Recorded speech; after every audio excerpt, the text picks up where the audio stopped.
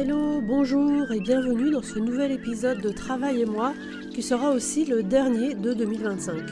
Aujourd'hui, j'accueille à mon micro Alison Adelise qui nous raconte comment elle a lancé sa boîte, mais surtout comment elle conçoit le travail et le management. Tu vas voir, Alison a une énergie communicative. Sa vision du management fait rêver et la façon dont elle semble tout faire à l'arrache, mais quand même avec une vision stratégique bien ficelée, est impressionnante.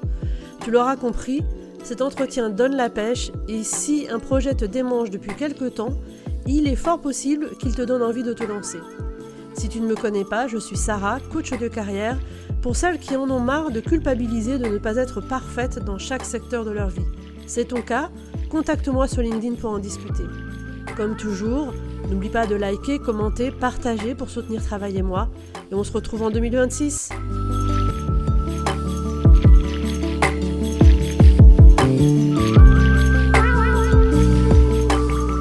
Aujourd'hui, j'ai le plaisir de recevoir à mon micro Alison Adelise. Bonjour Alison. Hello! Comment vas-tu aujourd'hui ?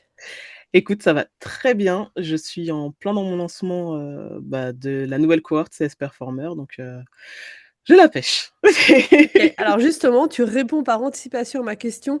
Qu'est-ce qui te donne la pêche aujourd'hui ? Et donc, c'est ça ? Et donc ouais, c'est le lancement là de la nouvelle version de ma formation. Si on part sur une version un peu plus autonome et accessible pour les CSM et du coup, ouais, c'est vraiment là ce qui me bon, ça se voit pas, mais j'ai le sourire. Ça soit pas, mais ça s'entend. Je pense que littéralement, on entend ton sourire en fait quand tu parles. Ouais, je suis super contente, carrément. Super. Alors du coup, ben, on va rembobiner un petit peu. Alors déjà, toi et moi, on s'est rencontrés il y a combien de temps ? Ça fait 2 ans, un truc comme ça ? Un an et demi ? Ou 1 an et demi, ouais, 1 an et Un an demi. et demi, on s'est rencontrés dans un bootcamp de justement lancement de podcast Ouais. organisé par Priscilla Gore. Et en fait, tu as joué un rôle important dans la création de Travail et moi parce que c'est avec toi qu'on avait brainstormé sur le nom du podcast et qu'on Mmh. était arrivé à Travail et moi. Donc, tu as une place particulière dans mon cœur par rapport à ce podcast. Et puis après le bootcamp, on avait continué à rester en contact sur WhatsApp, échanger, s'encourager, même pour des trucs qui avaient rien à voir avec le podcast d'ailleurs, et c'était hyper cool. Et du coup, je me suis dit, bah voilà, je regardais ta progression sur LinkedIn et ce que tu lançais et tout ça, et je me suis dit, bah, c'est le bon moment pour parler avec Alison. Elle est en train de lancer plein de projets. Et donc, du coup, j'aimerais que tu nous dises, alors, d'abord, c'est quoi un CSM? Parce qu'on va beaucoup en parler dans l'épisode et que c'est pas évident pour tout le monde. Et que tu as probablement une définition à toi qui est hyper intéressante. Donc, c'est quoi un CSM d'abord? Alors un CSM déjà, c'est l'abréviation de Customer Success Manager. En français, ça donne chargé du succès client et donc ça va être la personne qui est en charge du client, dans les entreprises généralement SaaS, B2B, je traduis. C'est les entreprises avec un abonnement qui travaillent qu'avec d'autres entreprises donc ça pourrait être, je sais pas, on a Netflix, Amazon, sur toute la partie professionnelle et donc du coup, nous, on est en charge d'accompagner le client généralement de la signature jusqu'à son renouvellement ou alors jusqu'à son départ, et donc on est là pour lui faire voir la valeur ajoutée du produit ou du service qu'on vend, lui permettre de générer plus de revenus et également pour l'entreprise, de faire ce qu'on appelle de la rétention, donc éviter qu'ils partent à la concurrence ou qu'ils partent tout simplement, mais aussi, ben, augmenter, comme je disais, générer plus de revenus pour l'entreprise, donc en mettant en place un suivi du client, quels sont ses objectifs. On essaye toujours de l'emmener plus loin, pour qu'il puisse se dire: «C'est super, j'ai pas envie de quitter finalement, mon partenaire business», quoi. Hmm. Et de ce que je comprends des rôles de CSM, parce que j'ai des clientes qui étaient dans ce secteur-là, il y a des CSM qui interviennent une fois que la licence est vendue et certains qui interviennent en amont de la vente de la licence. C'est ça, en fait, tu vas avoir, finalement le CSM, c'est, très différent d'une entreprise à l'autre, d'un secteur à l'autre. Pourquoi? Parce que comme on est là pour permettre aux clients de voir la valeur ajoutée du produit, du service, de l'entreprise et cetera, on peut pas proposer le même service dans une entreprise A, comme dans l'entreprise B, comme dans l'entreprise C du secteur Y et cetera. Donc c'est très personnalisé, et effectivement, tu peux être là, en avant-vente. Moi, je trouve ça top, ceux qui le font. C'est assez rare dans les entreprises françaises, mais du coup, de pouvoir participer au cycle de vente, voir ce que peut vendre le commercial, comprendre les enjeux du client et après je je trouve, c'est vraiment mon ressenti personnel, tu es plus apte à l'accompagner et tu es plus à l'aise dans une fois qu'il a signé, tu as pas ce temps un peu de latence de: «Voilà qui je suis, voilà ce qu'on va faire, voilà ce que je propose. En fait, non, je suis pas le support, je suis là pas pour autre chose» et ainsi de suite. Je trouve que c'est beaucoup plus fluide. Mais oui, tu peux être et en avant-vente ou, en après-vente, ouais. Mmh. Et du coup, toi, alors on va partir de là où tu en es aujourd'hui, donc tu as créé ta structure depuis combien de temps? Depuis, mars 2025, nous sommes en novembre et je suis nulle en maths. On va dire grosso modo 6 mois, allez à la À louche, peu à près peu près 6 6 mois. mois, voilà. Et donc cette entreprise que tu as créée, quel est son objectif? Qu'est-ce que tu fais exactement? Alors du coup, moi j'ai créé, abcsm.fr qui est officiellement devenu un centre de formation et ça, je suis super contente. Au tout début, c'est parti, bah, tu m'as suivie de toute façon Sarah, mais c'est parti, d'un projet que j'avais à côté de mon emploi où j'étais, ce qu'on appelle Head of CS, c'est-à-dire manager de l'équipe CSM et du support, où je partageais en fait toutes mes découvertes parce qu'il y avait vraiment pas de contenu en France sur le métier. Je pense que certains qui vont écouter vont découvrir le métier d'ailleurs. Et du coup, moi, lorsque j'ai commencé, à faire ce métier-là, alors pour l'anecdote, je pensais que j'avais inventé un nouveau job. Parce que je faisais mon truc dans mon coin et j'étais là: «Ouais, j'ai trouvé ça, je vais faire ci». En fait, j'ai totalement créé mon poste et après c'est, sur un salon, quelqu'un m'a dit: «Ça s'appelle du CSM, ce que tu fais. Tu as rien inventé du tout». Mais du coup, bah, j'ai été me renseigner après sur ce que c'était parce que j'étais persuadée, mon ego était persuadé d'avoir inventé quelque chose, tu vois? Mais effectivement, ça s'appelait du CSM et en fait, tu as énormément de contenu, anglophone et en France, il y avait rien. Donc du coup, moi, j'ai commencé, bah, à me former avec le contenu en anglais que j'avais. Mon niveau d'anglais est aussi nul que mon niveau en maths, et du coup, bah, j'ai dû apprendre sur le tas. Je me faisais des petites fiches sur le côté et en fait, ces fiches-là, une fois que je suis passée manager, je les ai partagées avec mon équipe. J'ai essayé de les former, de les accompagner et c'est mon équipe, en fait, qui m'a dit: «Tu devrais trop te lancer et former les autres, à ce que tu fais, comme tu le fais avec nous» et cetera. Parce qu'ils en parlaient à d'autres, potes qui pouvaient être CS, qui disaient: «Ah moi, ma manager, elle fait pas ça» et donc j'ai commencé comme ça à poster, ben, des articles de blog pour compléter un peu. Alors non, je mens. J'ai commencé à poster sur LinkedIn en me disant: «Ben, si elle, elle galère», parce que j'avais principalement des filles dans l'équipe, «si elle, elle galère sur le métier à avoir les connaissances, il y en a potentiellement d'autres» et effectivement, si j'ai les ressources, je balance comme ça. Enfin, les posts, mes premiers posts, c'était juste du copier-coller de mes notes de mon téléphone, quoi, rien de plus. Et du coup, après j'ai commencé à créer le blog pour creuser parce que je recevais pas mal de DM. On me disait: «Est-ce que tu pourrais m'expliquer?» Donc je le faisais en mythe, on faisait des cafés, sauf que quand ça fait 5, 6, 7 fois que tu expliques le même truc, tu te dis: «Bon, je vais le mettre sous forme de blog et au moins je pourrais envoyer aux gens qui ont besoin», surtout que c'était pas mon métier, hein, de base, et puis, du blog, on est passé à la newsletter, puis de la newsletter au podcast et donc avant de lancer le podcast, j'ai fait la formation où je t'ai retrouvé et là, enfin, le centre de formation officiel où, du coup, les CSM vont pouvoir se former au métier, à cette vision d'être, plus des business partners, c'est-à-dire permettre à l'entreprise de développer des revenus, être une forte valeur ajoutée pour l'entreprise et cetera et pas juste du passif comme on peut voir les «services clients» entre guillemets à la française où, bah, on va juste répondre aux demandes entrantes des clients, mais plus dans la Mmh. proactivité. Mais en fait, c'est quand même hyper rapide le truc parce qu'effectivement, nous, on s'est rencontrés il y a 1 an et demi. Il y a 1 an et demi, tu postais sur LinkedIn ou tu commençais même à poster sur LinkedIn de Ouais, façon un peu structurée, un peu oui, régulière au et tout début, tout. c'était vraiment brouillon. Ça fait 3 ans que je poste sur LinkedIn, mais c'est vrai que je commençais à me structurer quand je t'avais rencontré, ouais. Ouais et puis après, tu passé assez vite, tu monté vachement vite en puissance, en fait. Tu passé assez vite à la newsletter, le podcast est venu dans la foulée. Là, en l'espace de 6 mois, tu es déjà centre de formation, donc en fait, ça avance hyper vite pour toi et est-ce que quand tu as commencé, tu avais déjà cette vision stratégique de, «Je vais devenir un centre de formation, je vais créer des cohortes, je vais» et cetera? Ou est-ce que tu étais en mode, «Bon, bah, je vais coacher en one on one et je vais voir ce que ça donne»? Franchement, alors, c'est quand tu le dis que je trouve que ça va vite, parce que je trouve que je suis tellement lente.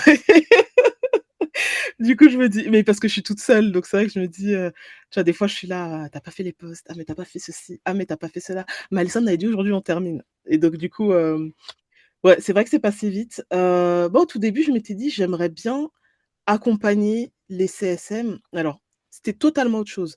C'est-à-dire que dans le milieu du CSM, tu as beaucoup de personnes, ce que j'appelle mes bisounours. C'est pas du tout négatif, c'est qu'elles veulent aider.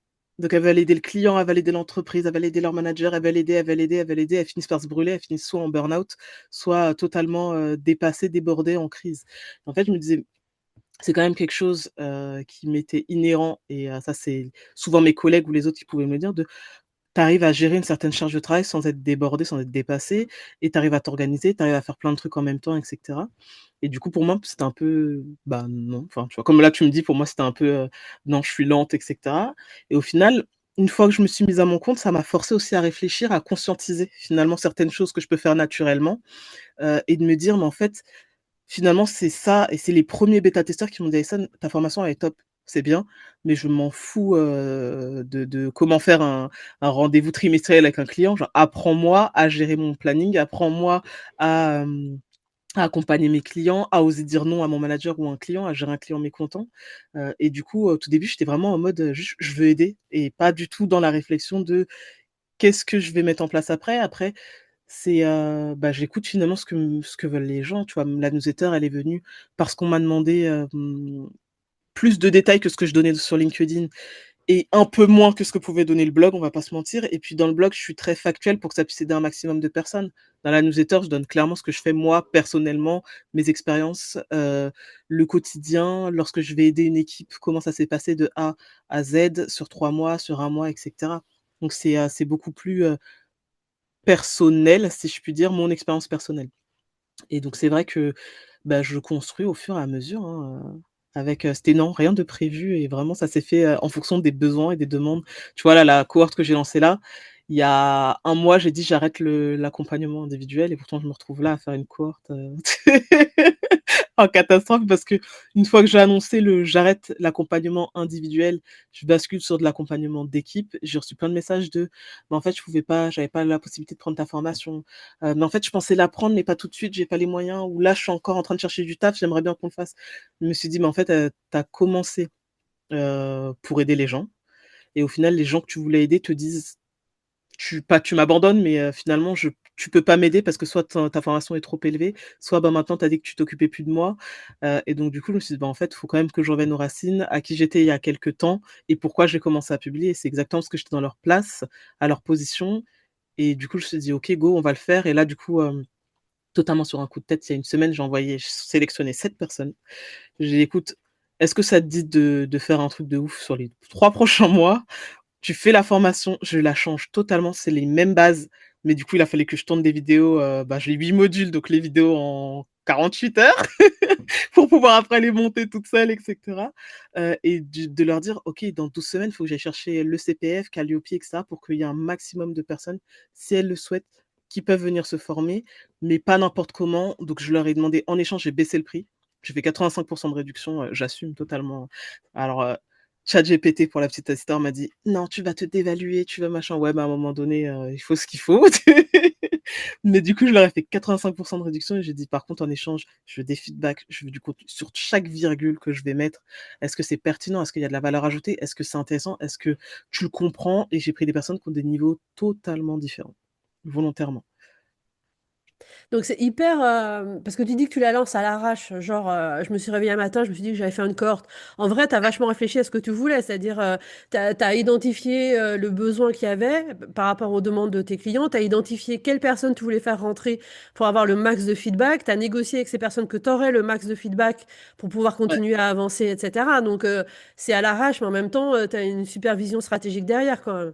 Oui, carrément. Après ça à la quand je dis ça à l'arrache, c'est que ça s'est fait, j'étais en voiture, j'ai envoyé les messages, en une après-midi, c'était enfin bouclé dans le sens où, c'est vraiment au bah, on en revient à ce que je disais tout à l'heure, c'est que je fais les choses un peu au feeling, mais du coup, j'ai pas encore conscientisé le fait que j'avais déjà réfléchi à tout ça et puis il y a aussi le fait que, bah, j'ai un parcours quand même, tu vois? Je viens du milieu start-up, j'ai été commercial, j'ai été responsable marketing et donc tout ça, ça vient naturellement maintenant pour moi, mais c'est vrai que quand j'échange avec d'autres, ben, même d'autres, personnes, des pairs en fait qui veulent, créer leur formation en CS ou autre, qui me dit: «Ah, j'avais pas pensé à ça» et cetera et du coup, j'ai un peu quand même tout le sac à dos que j'ai de quand j'ai commencé, à travailler, dans d'autres milieux que celui-ci, qui me permet aujourd'hui de me dire en une après-midi en allez 45 minutes: «Il faut que je fasse ça, ça, ça, ça», je rédige le SMS et je balance, dans les DM LinkedIn des gens quoi, clairement.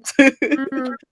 Et justement, je voudrais, bah, comme tu évoques ton parcours, j'aimerais bien qu'on reprenne, ton parcours aussi parce que, bah, d'abord, je pense quand tu as commencé ta vie pro, CSM, ça devait même pas vraiment exister comme métier ou alors c'était peut-être un peu, débutant. En tout cas, en France, ça devait pas, c'est toujours pas très, très Non, en France, je ils sais appelaient pas. ça compte manager et encore, c'était pas vraiment, la même chose. Bah, en fait, aux États-Unis, ça existe depuis des années, mais du coup, en France, bah, c'est avec tous l'essor, tu sais, de ce qu'on appelle la French Tech, quand ils ont commencé à faire des incubateurs, des startups et cetera, que, on s'est rendu compte, ben, ouais, une fois que tu as vendu le produit, tu peux pas juste laisser ton client dans la nature comme on le faisait jusqu'à présent en France, quoi. Mmh.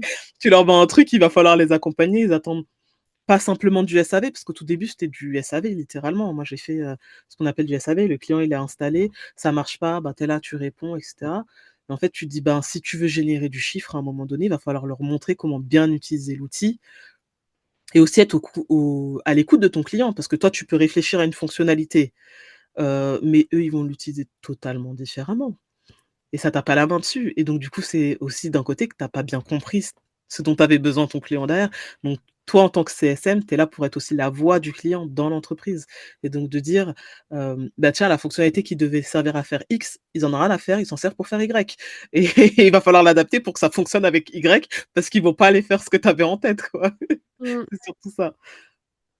Et du coup, ta vie pro, elle a démarré comment? Ah, bonne question, faut que je remonte jusqu'à, mes premiers jobs, étudiants ou ou un peu plus structuré. Écoute, ma vie pro, elle a démarré un peu comme mon la mise à mon compte, là, que je fais, en testant des trucs. Moi, j'ai commencé j'ai jamais été très scolaire, on va pas se mentir. À chaque fois, j'essaie d'avoir la moyenne pour, ne pas me retrouver j'ai toujours été je garde une carte, dans ma manche au cas où. Mais j'ai toujours été très fonceuse, ce qui fait que, bah, à l'école, j'avais toujours la moyenne, allez 10-13 entre 10 et 16 histoire de pas être trop nulle, mais de pas non plus, me fouler, on va pas se mentir. Et du coup, lorsque je me suis lancée dans la vie pro, c'était en parallèle de mes études, du coup à la fac où j'ai fait, fac de psycho. Et en fait, je m'ennuyais dans les amphis, on va pas se mentir. Donc j'ai décidé de me mettre à temps plein sur le job à la base, le petit job, étudiant que je devais faire, où je suis passée manager assez rapidement en 3 mois. Et du coup, ben, principalement parce que j'aime bien prendre des initiatives, j'aime bien aider les autres et cetera. Et du coup, ce job-là m'a permis de me dire, j'aimerais bien faire du marketing parce que je voyais les personnes du siège, donc je bossais à la Croissanterie, qui venaient mettre les affiches, qui venaient parler de stratégie et tout. J'étais là: «Oh, c'est trop bien!» Et donc je me suis lancée là-dessus. Sauf que j'ai pas réussi, bah, moi je viens d'une famille qui est pas forcément, voilà, on coule pas sous l'argent. Et donc du coup, il fallait que je fasse, fallait que je paye mes études. Mes parents n'avaient pas les fonds pour. Donc je suis partie sur de l'alternance, et en alternance, j'ai pas réussi à trouver un employeur. Et donc du coup, ce que j'ai dû faire, c'est, j'ai travaillé gratuitement, en fait, en mode stage. Je me suis inscrite au CNED. Du coup, on était au mois de novembre, je crois et il fallait rendre les exercices pour mars-avril. En gros, j'ai eu 3-4 mois. Alors désolée, sur la vidéo, tu vas voir le chat qui s'incruste. Mais du coup, ouais, j'ai eu 3-4 mois pour faire, ma première année de formation, BTS communication, parce que du coup, je suis partie sur autre chose, où il fallait rendre les écrits et cetera. Ensuite, j'ai réussi à trouver une entreprise, mais qui pouvait pas me payer, c'était une start-up. Donc du coup, j'ai accepté d'enchaîner des stages sous différentes structures, juste pour avoir en fait, mon objectif, c'était vraiment d'avoir l'apprentissage. Je sais que des fois, enfin, surtout à cette période-là, les gens me disaient: «Tu es pas payé, mais c'est n'importe quoi, mais machin». Mais en fait, à partir du bon, j'y vais chez mes parents, mais à partir du moment où tu as la connaissance, pour moi, après, c'est easy. Enfin, je veux dire, je préfère galérer et avoir les connaissances plutôt que d'être à l'aise et d'avoir de l'argent qui rentre. Parce que si demain il y a un coup dur, je saurais pas me retourner. Alors que là, si j'ai les connaissances, je vais pouvoir avancer. Et moi, je savais depuis petite que je voulais monter ma boîte un jour, tu vois? Je négociais avec mon père pour plier ses chaussettes, repasser les chemises, je me faisais de l'argent comme ça. Et au final, c'est tout ce parcours-là. Donc après le BTS communication, j'ai finalement pris une vraie alternance, toujours dans la même boîte, parce qu'on a fini par grossir, ils ont pu me payer. Donc j'ai pu faire ma vraie alternance en marketing commercial et business développement. Ensuite, je suis passée, sur de la gestion d'entreprise avec de l'import-export de café. C'était un de mes fournisseurs dans mon premier, dans ma première expérience, du coup, qui m'a dit: «Écoute, je cherche quelqu'un pour, gérer la» il avait une petite entreprise d'import-export de café. Il m'a dit: «Je cherche quelqu'un pour la structurer et commencer à mettre des choses en place», donc je suis partie là-dessus et j'ai fait mon bachelor avec eux. Et puis après pour mon master, ça a été, là, la dernière expérience que j'ai fait où je suis arrivée en tant qu'assistante commerciale, puis j'ai fini, responsable du pôle CSM et care avec, plus de 10 personnes où, là, c'était vraiment, j'ai tout fait de A à Z. Pareil, j'aime beaucoup les startups, voilà. Mais du coup, quand je suis arrivée, on était 3, là, je suis partie, on était, 30, une trentaine, quoi. Mmh. Mmh. Tu disais que tu as toujours voulu monter ta boîte depuis toute petite, donc toi, enfant, tu te voyais déjà chef d'entreprise, en fait? Bah, moi, enfant, c'était surtout que alors pas forcément chef d'entreprise, mais personne me dira ce que j'ai à faire. Et du coup, bah, si tu veux pas qu'on te dise ce que tu as à faire, tu as rien d'autre à faire que d'être patron. Sauf que c'est, mon boss, quand j'étais en train de travailler donc dans les bars, lorsque j'ai commencé à monter, à faire la partie, marketing, là où j'ai fait mes stages, qui m'a dit: «Mais en fait, quand tu es patron, tu bosses pour tes clients, donc tu auras toujours quelqu'un à satisfaire». Et du coup, c'est vrai que ça m'a toujours fait réfléchir et c'est pour ça que là, je me suis dit: «OK, je vais être mon propre patron, mais pas avec n'importe qui. Je prends les personnes qui matchent mon énergie, qui ont envie de faire les choses avec moi». D'où le fait que je leur envoie un message. J'ai identifié déjà certaines personnes où je dis: «Est-ce que tu as envie de faire tel truc?» Et je sais que ça va on va y aller ensemble. Elles ont les mêmes valeurs, elles ont le même dynamisme. Elles vont pas, voilà, après on peut choisir, on n'est pas obligé de subir, en fait. Et donc ouais, moi petite, j'ai toujours voulu faire mon truc et même quand on me disait non et même, tu vois, quand je me disais: «Ouais, je vais me faire défoncer par ma mère», j'y allais quand même en me disant: «Ouais, mais le rapport entre le risque de te faire défoncer et le bénéfice que tu vas prendre ou le kiff que tu vas faire, c'est pas grave.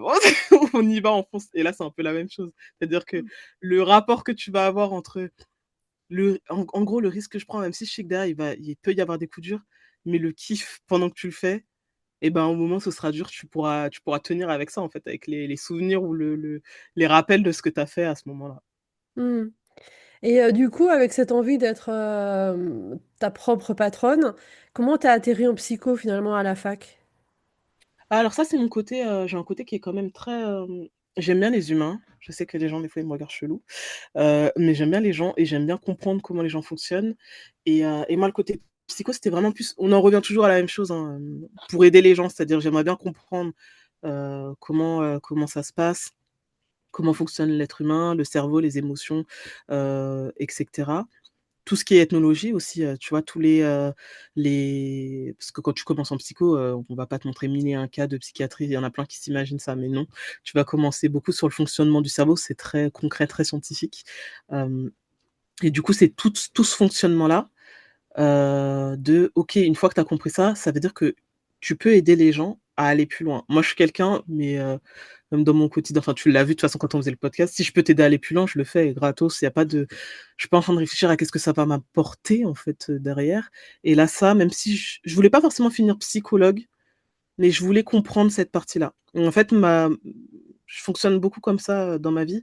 C'est-à-dire qu'est-ce qui va m'être utile dans ma vie et je fais pas de distinction pro, perso et cetera. C'est dans ma vie avec un grand V, je vais avoir besoin de comprendre les autres.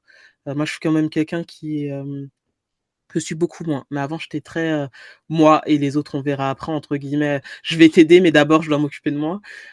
Qui fait que, parfois j'avais du mal à exprimer, ben, ce que je pouvais vraiment ressentir et cetera. Et au final, le fait d'avoir fait ça, ça m'a permis de comprendre moi mes propres émotions, mon propre fonctionnement, pour pouvoir ensuite être à l'aise avec les autres et pouvoir les comprendre aussi. Parce qu'on essaye souvent de se tourner vers les autres sans faire d'introspection, sans se poser les questions envers nous-mêmes, quoi.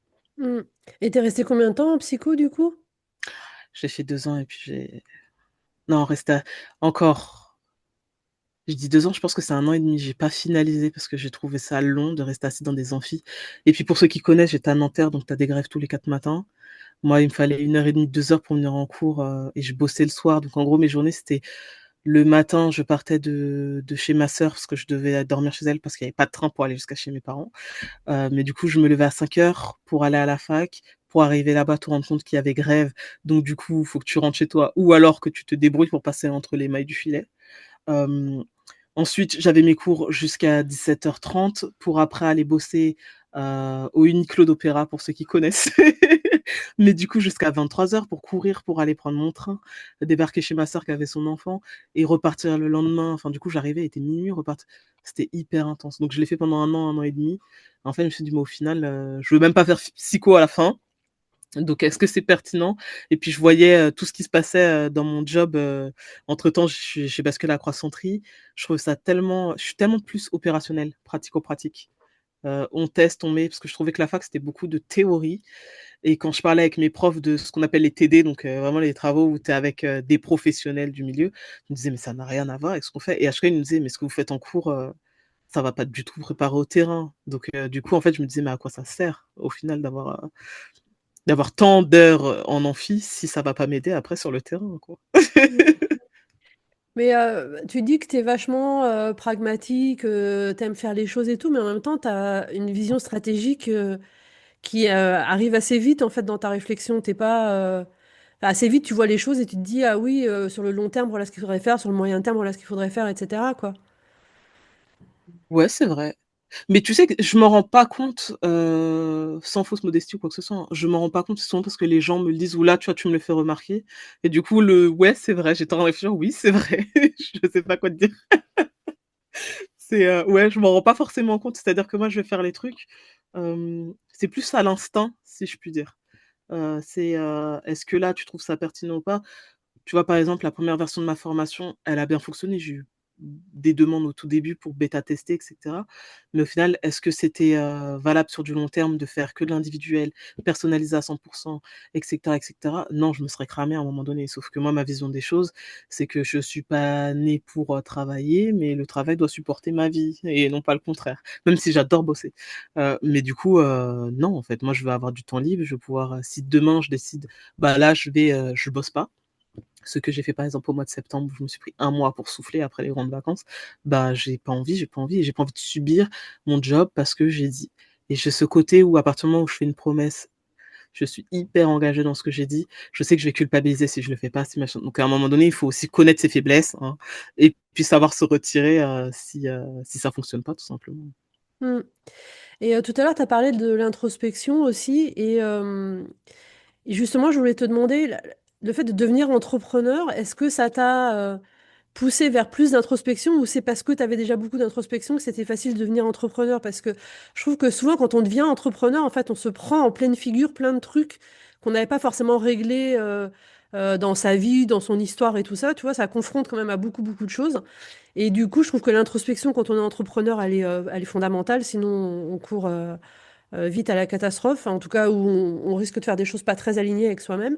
Mais du coup, toi, ça t'est venu comment? Est-ce que, voilà, quelle place l'introspection joue dans ta vie, dans ta vie pro aussi? Écoute, j'ai toujours été très, comment je pourrais dire ça? Très connectée avec moi-même, c'est-à-dire que j'ai pas je connais assez bien mon corps et cetera. Côté introspection, c'est pas forcément l'entrepreneuriat, moi, qui m'a mis la claque dont tu parles, c'était plus la maternité. Ouais, c'est ce que j'allais te dire. En gros, c'est entrepreneuriat, maternité, c'est la grosse Ouais, claque que tu la prends. maternité m'a mis Ouais. une grosse gifle, on va pas se mentir, il m'a fallu 3 ans pour m'en remettre de ça et c'est surtout, en fait, de te dire: commencer à te poser la question: «Pourquoi tu agis comme ça?» Ça a toujours été naturel, instinctif, tu vois? Où tu vas faire telle chose, mais ça, c'est valable pour tout le monde. On n'a pas l'occasion de se demander pourquoi on réagit comme ça quand quelqu'un nous fait quelque chose ou quand quelqu'un nous parle de quelque chose ou quand nous-mêmes voilà et du coup, depuis que je me suis mis à mon compte, c'est plus du j'ai 2 collègues. Le premier c'est le chat, le deuxième c'est ChatGPT et du coup, c'est vrai que, bah, de converser avec une IA toute la journée, même si je va te «challenger» entre guillemets, il finira par te dire oui, mais j'avais pas forcément ce challenge de: «Est-ce que c'est bon, c'est pas bon?» et je trouve que c'est le côté le plus difficile que tu as quand tu es entrepreneur, c'est que là, je fais des trucs et je me dis: «Ça se trouve, c'est de la merde» et j'en sais rien, en fait et souvent, les choses où je me dis: «C'est trop nul, Alison», c'est là où j'ai le plus de réactions positives, tu vois? Où je me dis: «Ah bah non, bah, en fait, du coup, ma boussole, je sais pas. Je ne sais pas» et donc c'est pour ça que la plupart du temps, j'inter-échange avec, les autres, que ce soit, ma «cible» entre guillemets ou les personnes qui viennent me parler naturellement sur LinkedIn ou mes pairs, pour savoir un peu et puis après tout ce qui est côté, apprendre à se connaître, connaître ses limites, ouais, c'est plus la maternité moi qui m'a fait savoir, tu vois? Avant je pouvais travailler non-stop, j'avais une résistance de dingue. Là maintenant, même si je sais que ma résistance elle est là, je commence à avoir les yeux qui picotent, je fais ma faible, je coupe l'ordinateur, je m'en vais. Tu vois, là, j'ai fait ce matin, on est en train de parler et tout, je sais que ça réunit, je vais me prendre 2 heures, 3 heures de pause pour me remettre. Mais du coup, j'essaie de m'imposer parce que sinon, je suis quelqu'un qui s'arrête pas. Enfin, je vais pas tu vois, j'ai un truc en tête, je vais vouloir y aller et même si là, tu vois, j'ai super mal au cou parce que j'ai passé le week-end à taper sur mon truc pour accueillir les élèves et tout et je me dis: «Mais en fait, si je Mais tout simplement, ça c'est valable pour tout le monde. Si c'est pas toi qui te met les limites, qui t'arrête, qui prend les responsabilités, qui machin, qui va le faire? En fait, c'est ça qu'on oublie souvent, c'est qu'on attend beaucoup sur les autres où tu vois les: «Ouais, mais j'allais pas bien, personne m'a demandé». Mais en fait, si c'est pas toi qui prends soin de toi, qui va le faire? Et donc du coup, ça c'est vraiment, plus la maternité qui m'a appris et puis le fait d'être devenue manager aussi où tu dois t'occuper des autres. Moi, j'ai toujours eu ce côté, un peu pas mère poule, mais j'aime bien aider les autres, couver les autres si je peux, machin et le fait d'avoir une équipe à gérer que j'apprécie énormément aussi, de me dire: «Là, par exemple, c'est trop tendu pour telle personne, il faut que tu ralentisses, que je peux foncer». Enfin, tu l'as vu, je fonce et donc du coup, quand tu deviens manager, tu peux plus foncer toute seule. Moi, j'avais l'habitude de faire les choses solo, on y va, je fonce, j'ai envie de tester ça, je teste. Ben là, tu peux pas parce que tu vas pas traîner quelqu'un derrière toi qui est là, en train de souffrir, c'est pas possible.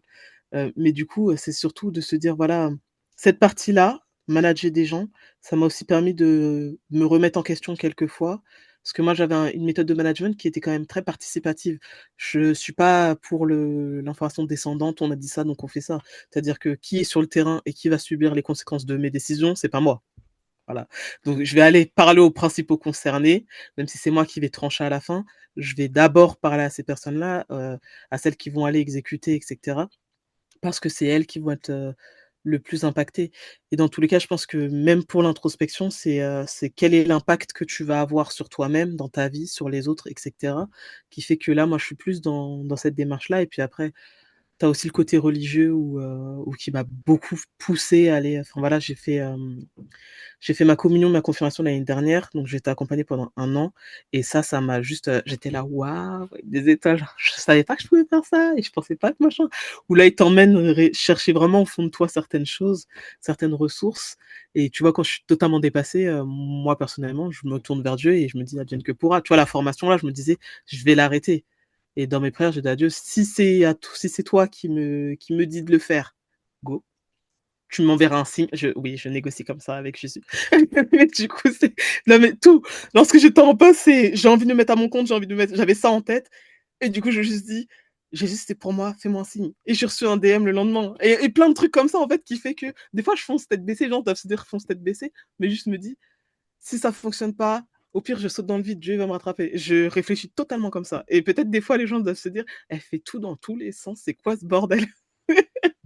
Mais au final, je me dis: «Il me rattrapera» et à chaque fois, c'est arrivé et ça, c'est vraiment le truc depuis que je me suis mis à mon compte auto-entrepreneuriat, pas forcément l'introspection, c'est vraiment le côté de me dire, je me lance et je verrai. C'est vraiment cette partie-là.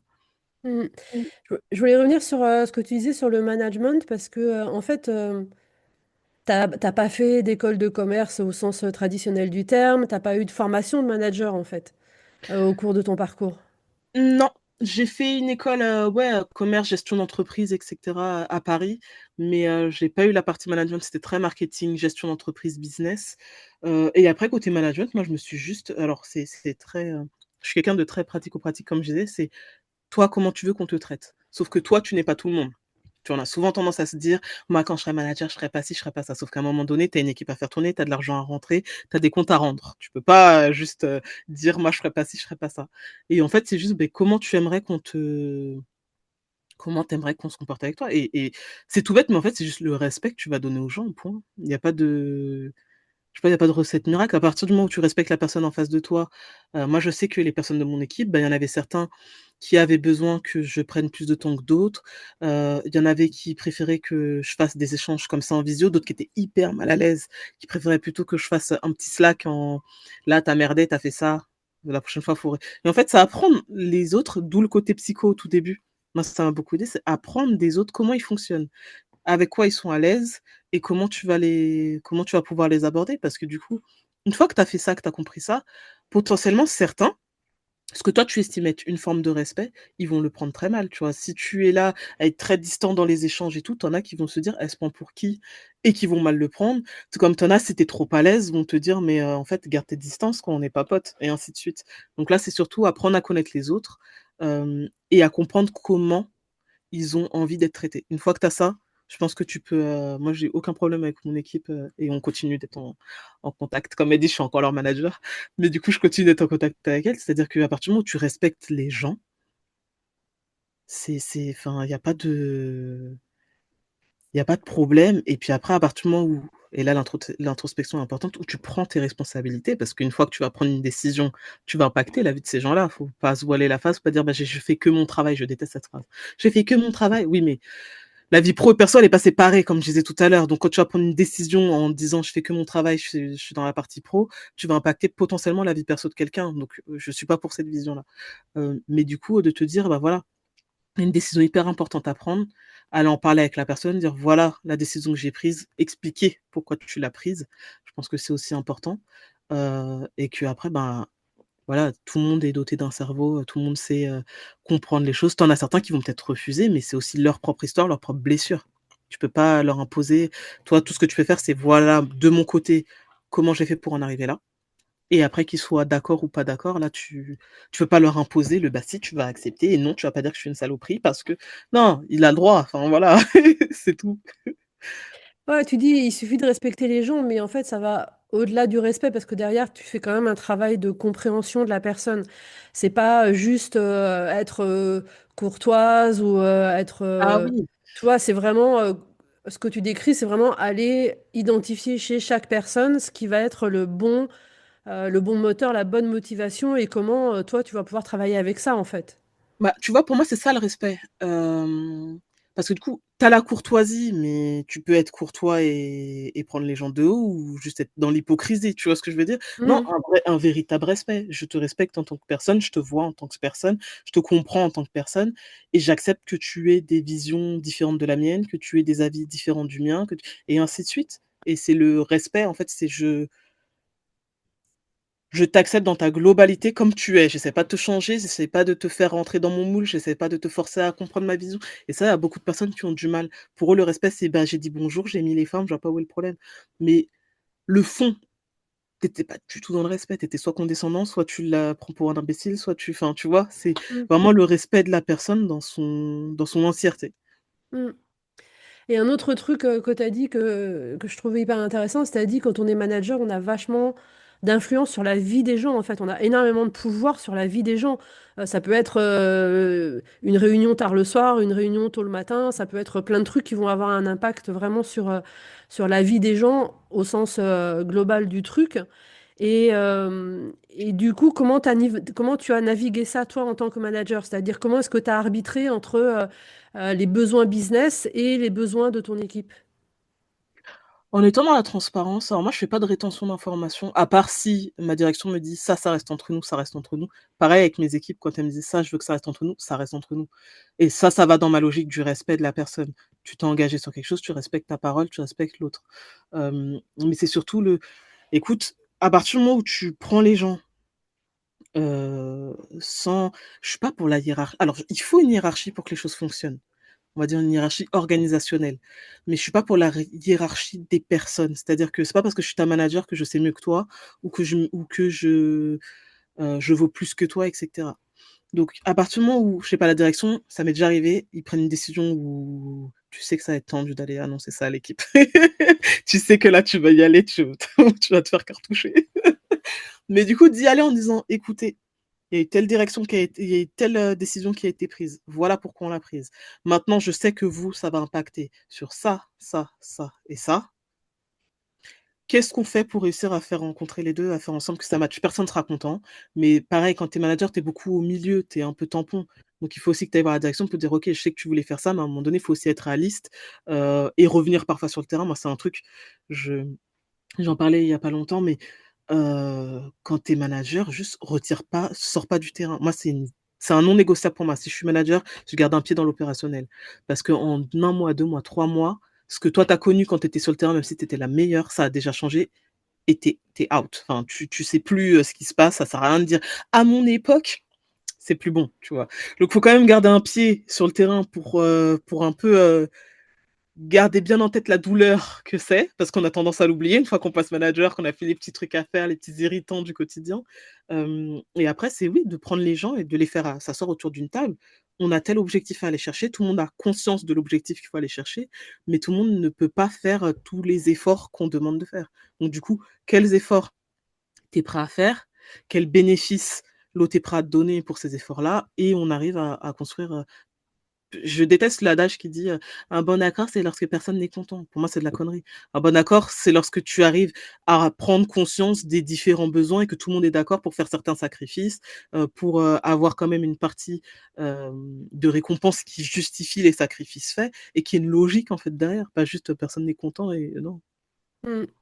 Tu aurais tout à fait ta place dans une entreprise néerlandaise parce que c'est vraiment, la culture néerlandaise de faire des compromis, en fait.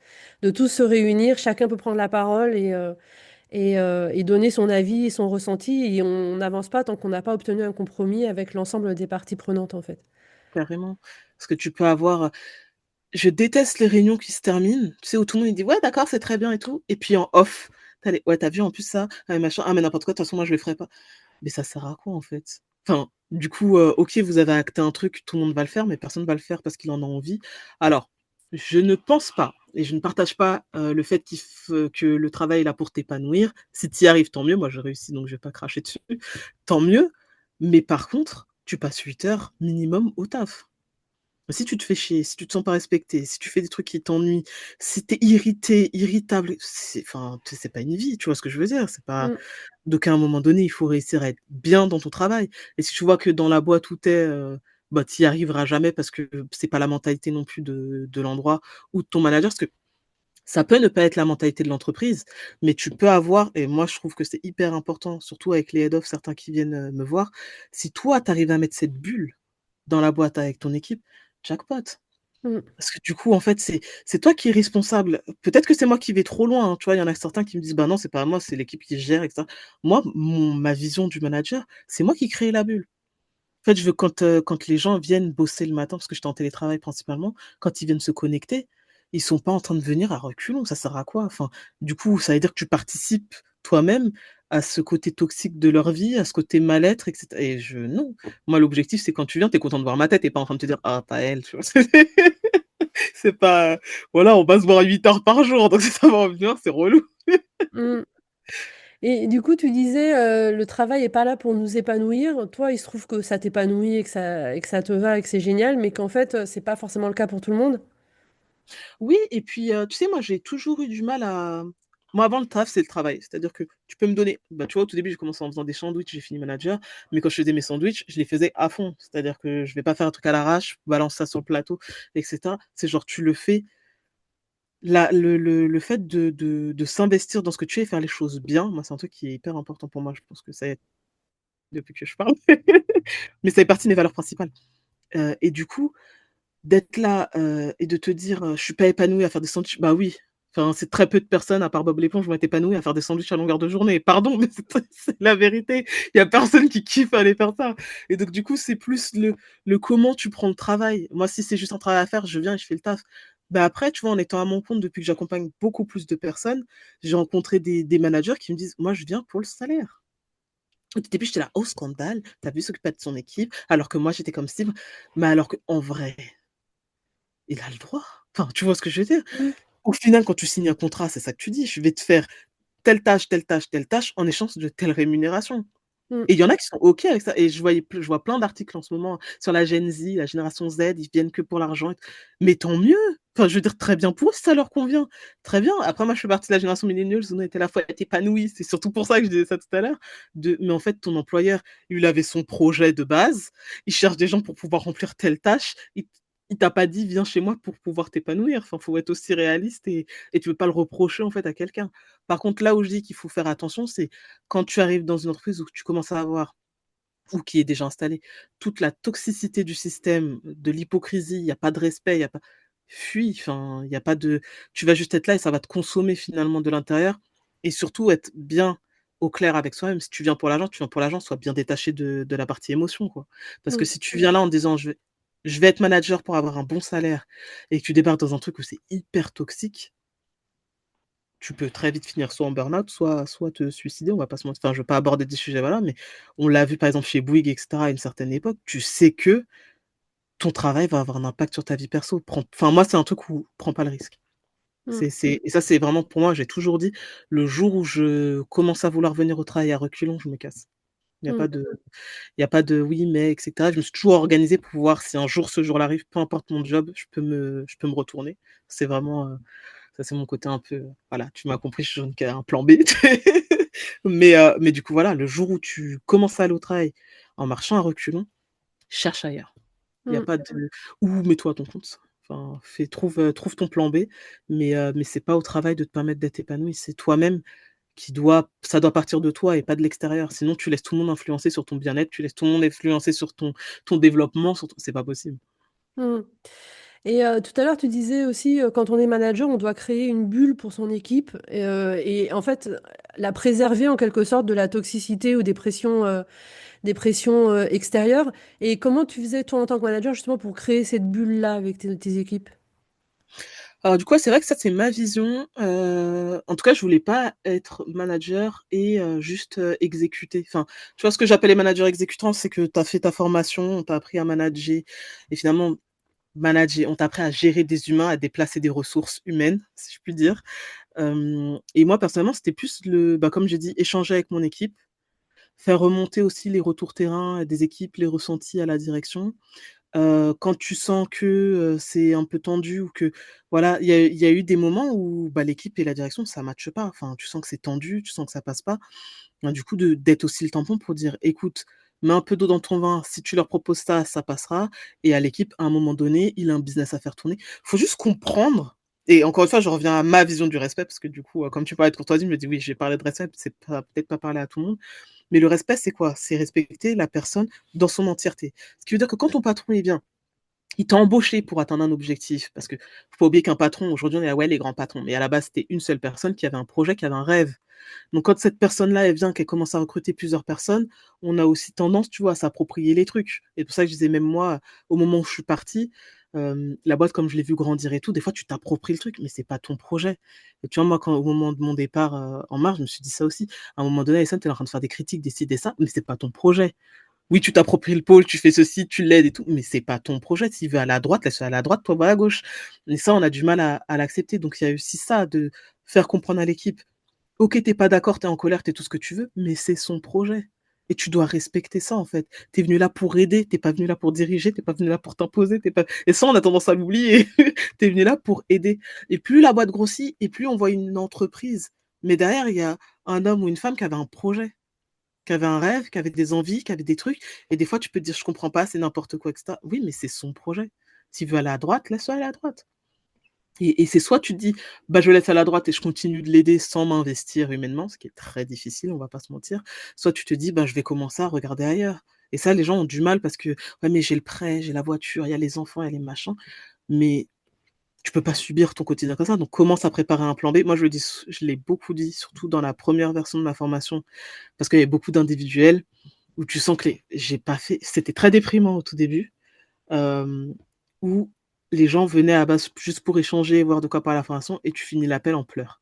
Tout le monde, enfin, du coup, ils sont en train de pleurer et au tout début, j'étais là: «Waouh, qu'est-ce que je dois faire?» et pareil dans mon équipe, elles viennent à la base pour te demander un truc, au final, tu vois qu'elles sont en pleurs parce qu'il s'est passé tel événement dans leur vie perso et que, tu vois, souvent, on dit: «Oui, mais la vie perso, elle reste à la porte de l'entreprise quand tu viens travailler». On est des êtres humains, comment tu veux laisser ton émotion? Tu as perdu un proche, tu vas pas dire, «Hop, je pose le deuil et je le reprends en sortant». C'est pas comme ça que ça fonctionne. Donc du coup, faut accepter les gens dans leur entièreté. Tu as eu un deuil, tu as eu un problème, tu as eu quelque chose, bah, vas-y, ralentis sur le travail ou donne-moi une partie de ta charge de travail. Moi, personnellement, en tant que manager, des fois, je sais que souvent on me regarde avec des grands yeux, mais je faisais les petites tâches. Il y a une base de données à faire, faut aller copier-coller. Mais je prends si ça permet à la personne de mon équipe d'être soulagée et que je peux pas donner aux autres parce qu'elles sont déjà surchargées, beh, c'est toi qui le prends. Et juste laisse-lui le temps de souffler et cetera. Quand elle sera prête, elle reviendra et elle fera le travail correctement. On a un peu trop tendance à oublier qu'on n'est pas des robots. Enfin, si aujourd'hui elle me donne que 10, mais ces 10, c'est 100 de ce qu'elle peut me donner aujourd'hui, on est bon. Genre, il y a pas de et à partir du moment où tu respectes les gens dans leur entièreté, dans leur ce qui leur arrive dans leur quotidien et cetera, je pense que les gens le voient et c'est appréciable aussi. Enfin, moi, c'était vraiment comme ça, entre guillemets, que je construisais la bulle. Elles me racontaient, alors pas toute leur vie non plus, mais des sujets où parfois tu peux te dire c'est très privé et moi c'est quelque chose que je respectais beaucoup avec eux, c'est que quand il y avait des événements très difficiles et cetera et je voyais que les gens étaient assez à l'aise pour m'appeler moi en priorité en plus pour me dire: «Écoute, demain je serai pas là parce qu'il m'est arrivé ça, ça ou ça». Genre déjà, mais qu'est-ce que tu fais à m'appeler là à 10h? Va faire ta vie, va voir ta famille, va faire ce que travaille, on verra ça après. Demain tu as une galère ou autre Tu vois, il y a ce petit truc qui tourne sur les réseaux là. Demain, tu meurs, bah oui, ton entreprise a mis une nouvelle annonce. Mais tes proches seront là et ça reste, c'est vraiment, ouais, ce côté-là de je sais que je suis au travail et que si j'ai besoin, je peux compter sur quelqu'un qui va être, là, qui est pas en train de calculer, qui est pas en train de réfléchir à comment elle va me la mettre à l'envers pour pas me donner ma prime, qui est pas on a déjà tous assez de stress dans notre vie. Il suffit juste d'être transparent avec les gens, d'être honnête et puis ça passe. Moi, c'était vraiment ça la bulle que j'essayais de faire, c'était une bulle de confiance, transparence. On se dit ce qu'on a à dire, même moi quand c'était tendu, parce que quand t'es manager, tout n'est pas rose, hein. Tu souvent en plus le mauvais rôle, même si t'as pas envie de l'avoir. C'est bah, de leur dire, écoutez, là, il y a telle décision qui est prise, faut qu'on mette ça en place. Mon- T'as deux écoles, ceux qui disent faut pas dire que t'es pas d'accord avec la direction, faut réussir à fédérer. Mais j'ai le droit de ne pas être d'accord avec les décisions qui sont prises et de réussir à fédérer pour aller chercher l'objectif. Pour moi, ce sont deux choses différentes. Tu as ma version, ma vision des choses et mes capacités à faire mon travail. Et ça, faut pas le dissocier non plus en disant, parce que si tu commences à refouler, je suis pas d'accord, mais je vais faire semblant d'être d'accord pour fédérer, ça se sent et t'es pas aligné, ça se sent. Ton équipe, elle va avoir l'impression que tu leur mens, etc. Faut rester dans la transparence. Si t'es pas capable d'être pareil, t'es pas capable de faire quelque chose. Moi, en tant que manager, il y a des choses que je ne sais pas faire. J'étais sur le terrain avant, je suis devenu manager de mon équipe, de mon ancienne équipe où j'étais leur collègue. Euh, J'étais la plus ancienne, donc il y a beaucoup de choses que je savais faire, mais des fois, il y a des choses que je savais faire, mais qu'elle faisait mieux que moi. Donc pourquoi je vais m'entêter à le faire parce que c'était moi la manager et tout. Elle fait mieux que moi. Est-ce que tu veux bien m'aider, s'il te plaît? Et ainsi de suite, en fait. C'est vraiment ça, une bulle de confiance, et puis s'autoriser à être fragile, entre guillemets, pas tout le temps, c'est moi la meilleure, je suis la plus forte, j'ai pas d'émotion, on est des humains, quoi. Mm. Mm. T'as eu une formule tout à l'heure que je trouve assez géniale. T'as dit si aujourd'hui elle me donne que 10%, mais c'est 100% de ce qu'elle peut me donner, ben moi ça me va. Et je trouve la formulation assez frappante en fait, et c'est valable dans plein de situations de la vie en fait. On n'est jamais à 100% tout le temps dans tous les secteurs de notre vie, et parfois les 20% qu'on donne, c'est les 100% de ce qu'on peut donner à ce moment-là. Et ben voilà, il faut faire avec. Et c'est vrai qu'en étant justement transparente, et ben, ça permet aussi d'avoir de gérer dans la durée et de se dire bah, ça va durer X temps, plus ou moins. Pendant ce temps-là, je compense et puis après, tout le monde reprendra sa place et tout ira bien, quoi. Exactement. Et il y a pas 10 000. Enfin, à partir du moment où tu as compris la fragilité de l'être humain, je pense, quand tu vois qu'une personne, tu sais à quel point elle va pas bien parce qu'elle t'en a parlé, t'as fait, mais de toute façon, t'as les papiers à faire, hein, absence, arrêt médical, etc., que tu fais passer, etc. Tu dis, est-ce que moi, dans sa situation, j'aurais été capable de me lever ce matin, d'allumer mon ordi, de me mettre et d'aller faire la présentation au client? Et tu vois, il y a ça aussi, reconnaître les forces des gens, c'est pas que, ouais, trop fort tout le temps, etc., mais la force dans la fragilité de la personne.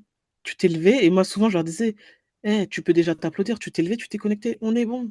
On est bon. Enfin, je veux dire, tu as certains moments de la vie qui font que tu peux être littéralement par terre et que juste t'habiller, eh ben, c'est déjà un exploit.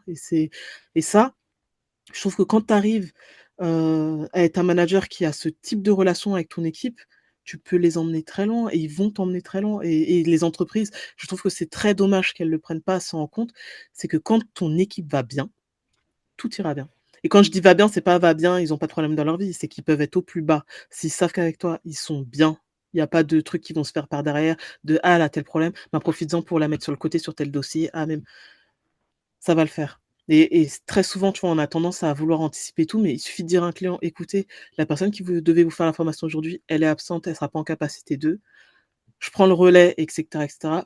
Même les clients, moi, j'ai souvent ce retour-là. C'est vraiment génial que l'entreprise soit dans la bienveillance, etc., et ça, parce que eux-mêmes se mettent à la place de la personne. Tout le monde a envie de vivre ça.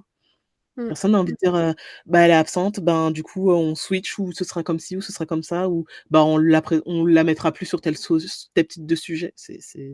Ça n'a aucun sens en plus. Mm. Et du coup, à quel moment tu as choisi de quitter l'entreprise dans laquelle tu étais manager pour monter ta boîte? Il y a très longtemps. Écoute, c'est un projet que je mûrissais déjà depuis. J'ai toujours dit que j'allais monter ma boîte. J'ai toujours été transparente avec mon patron. De toute façon, je disais le jour où. Et puis, je lui avais déjà proposé, tu vois, j'aimerais bien faire ça. Tu veux pas venir avec moi? On fait ci. Tu me connais maintenant, j'ai un truc, je fonce. Mais du coup, je me suis toujours dit, je monterai ma boîte un jour. Et moi, c'est plus un. Déjà, moi, j'ai été mise manager, genre un vendredi soir, il m'a appelé à 17h30, 18h par là, pour me dire, écoute, il y a eu tel et tel changement dans la boîte, une personne qui était partie. Il m'a dit, écoute, je pense que tu es la meilleure personne pour gérer l'équipe, je te laisse leur annoncer lundi matin. Et donc, du coup, tes anciennes collègues, tu arrives le lundi pour dire bonjour, je vais vous manager. Et du coup, moi, c'est comme ça que ça s'est fait. Après, elles sont vraiment cool.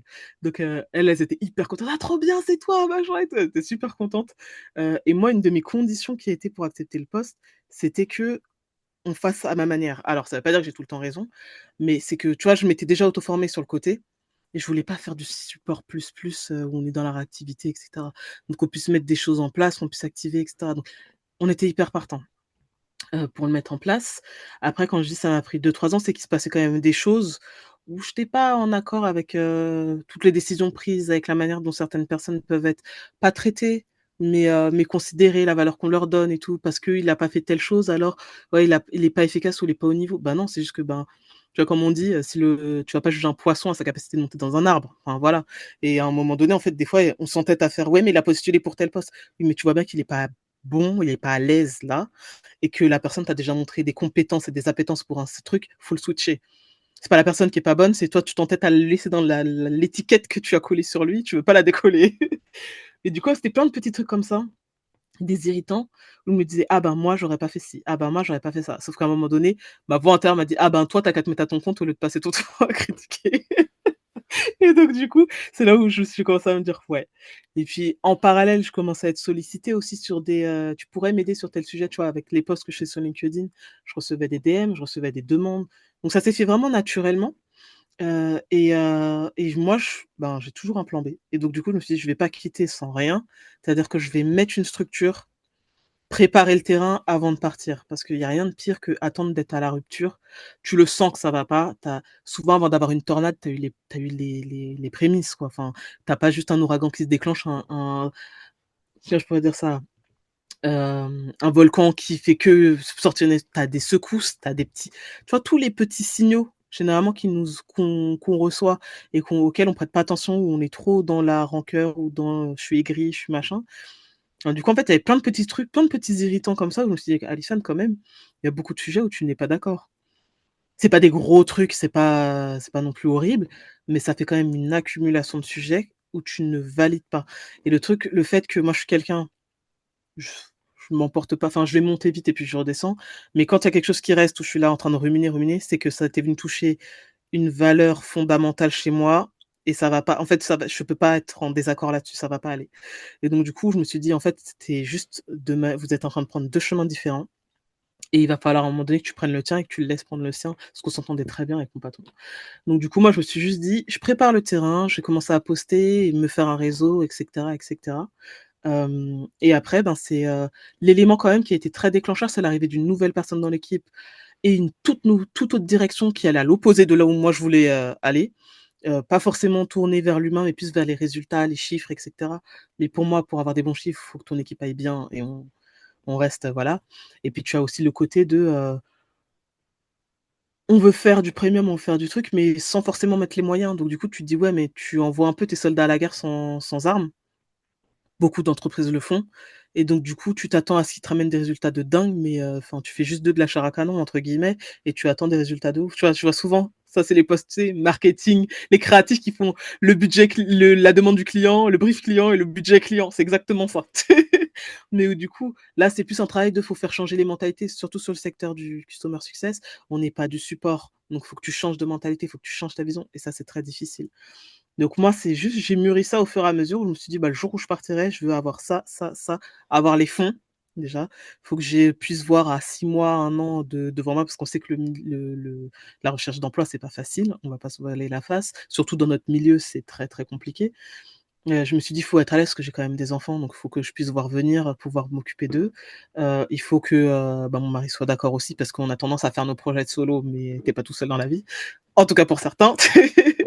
Et de me dire: «Voilà, c'est quoi pour moi, le filet de sécurité dont j'ai besoin pour me lancer?» Et une fois que j'ai coché toutes mes cases, à la base, en plus, je m'étais dit: «Je vais commencer à chercher, à mettre les choses en place, puis un peu en mode side business, puis après je me lancerai dans le grand bain, histoire de tâtonner». Et puis finalement, j'étais tellement en désaccord que je me suis juste dit: «Tu sais quoi?» J'ai fait un coup de poker, c'est-à-dire que je leur ai dit: «Voilà, moi je veux plus être manager, hem, trouvez-moi un autre poste». J'ai fait des propositions aussi quand même, mais du coup en me disant: Si c'est non, c'est non. Ça veut dire que c'est le moment. Je t'ai dit, je fais des paris avec Jésus. Si c'est non, c'est non. Dans ces cas-là, tu me diras c'est le moment. Ça veut dire que c'est le bon moment. C'est tout. Et comme on n'a pas trouvé de solution, et bah du coup, on était vraiment en train de chercher. Et du coup, je me rappellerai toujours ce jour-là, c'est le matin, j'avais fait ma prière, j'ai dit à Dieu: «Si c'est le bon moment, il va falloir que tu fasses un signe clair», parce que moi je suis parfois frileuse aussi quand même de là, c'était pas rien de quitter un CDI où ça fait plus de 10 ans que tu y es, quoi. J'ai dit: «Il va falloir machin» et c'est ce jour-là où on me parle de rupture conventionnelle. Je dis: «OK, c'est bon, j'ai compris». Tu sais, tu retardes le truc année après année, mais j'ai déjà eu plusieurs signaux avant, mais pareil, c'est est-ce que tu as le moi, c'était vraiment le saut dans le vide le plus important que j'ai fait là, où j'étais pas forcément à l'aise. Tu vois, j'ai tendance à aller foncer tête baissée, mais j'étais pas forcément à l'aise et puis tu as quand même aussi tout ce qui était, j'étais quand même dans mes émotions de, ça y est, je pars, machin, il y a des choses qui se font, ça me convient pas. Donc ça te booste, tu as le côté adrénaline de: «Allez, on y va et on fonce, c'est le moment, je veux plus» et puis je voulais plus supporter certaines choses, écouter certaines choses, voir ça c'était vraiment trop différent de ce que j'ai envie dans ma vie. Mmh. Et donc ton business, tu l'as lancé et là maintenant, en fait, tu accompagnes des équipes entières dans des entreprises, en fait? C'est ça. Alors je fais les 2. Au tout début, je faisais que de l'individuel, sauf que les personnes que j'accompagnais individuellement après, tu vois, on a commencé en mars, avril, mai, juin. Donc les premiers retours sur juillet, ça a été: «Ouais, c'est trop bien, j'ai mis des trucs en place», mais en gros, mon patron, il comprend pas le pourquoi, il voit pas la logique, il voit pas la valeur de ce que je fais. Finalement, il m'a dit: «J'ai pas le temps parce qu'il y a machin» et eux-mêmes se font rattraper par l'opérationnel et du coup, je me suis dit: «En fait, c'est cool d'avoir des CS qui veulent le faire, mais au final, c'est plus leur patron qu'il faudrait réussir à bouger» et c'est une des head of qui m'a dit: «Est-ce que tu serais OK pour faire un call avec moi et mon patron pour qu'il comprenne?» parce que, au tout début, je pensais qu'il avait pas envie de faire d'efforts. Lorsqu'on parlait, elle m'a dit: «Non, mais en fait, je crois qu'il comprend pas la pertinence. Il a vu tes posts, il aimerait bien te poser des questions» et donc du coup, on a fait l'appel et c'est lui qui m'a fait comprendre. Il m'a dit: «Ouais, mais ça, tu vois, c'est pas des choses qu'on apprend ni en école de commerce, ni dans la vie de tous les jours. Enfin, c'est pas dans la mentalité française».